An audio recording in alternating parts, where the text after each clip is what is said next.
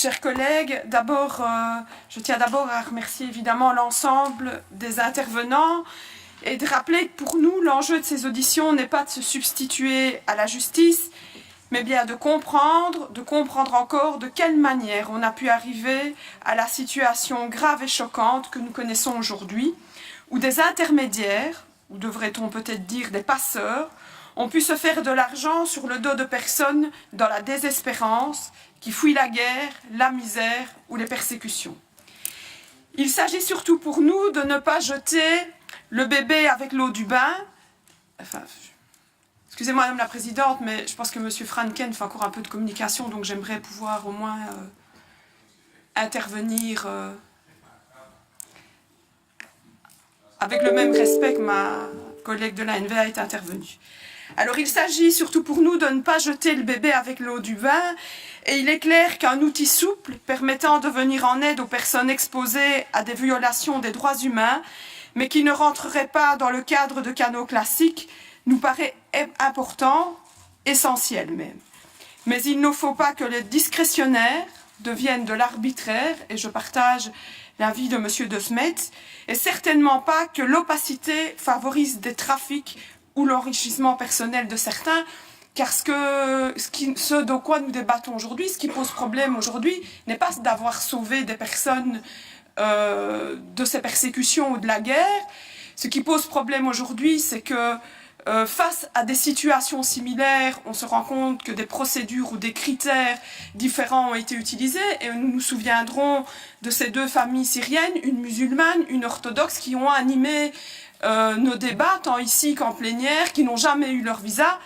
Et à entendre certaines interventions aujourd'hui, j'ai encore plus de questions d'hier. L'opacité, c'est aussi aujourd'hui d'apprendre qu'un organisme tel que le Myria n'a pas de chiffre officiel et doit aller jusqu'à se baser sur des tweets d'un mob du gouvernement pour pouvoir donner des chiffres qui, je pense, sont le plus justes possible, mais dont on ne peut pas nous garantir qu'ils sont tout à fait les bons. Et vous me corrigerez si je n'ai pas tout compris. Et puis vous nous dites, pour les listes du secrétaire d'État, il ne nous appartenait pas de savoir s'ils étaient vulnérables ou pas. Je trouve ça, mais d'une violence inouïe, au vu d'autres débats que nous avons eus pour d'autres cas, où là, on nous mettait en avant que ces personnes n'étaient pas vulnérables parce qu'elles avaient un emploi, parce que ceci ou parce que cela.